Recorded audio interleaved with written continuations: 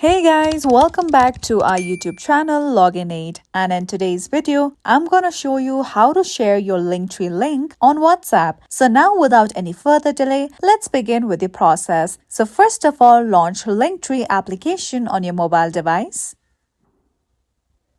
Now once you are here, make sure that you are logged on to your account. Now just at the top right corner of your screen, you can see an upward arrow button. So simply tap on that option.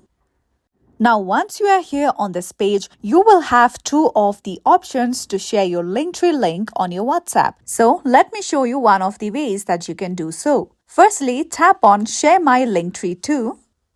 Then, once you come across this page, just tap on the option of Share via WhatsApp.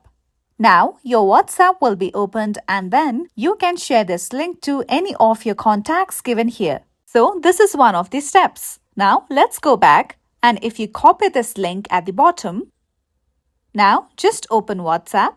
And then if you send this link to any of your contacts, and if you tap on send, you will be able to share this link to your various contacts on WhatsApp. So this is it for today. And if you found this video helpful and informative, don't forget to subscribe our channel for more upcoming tutorial videos.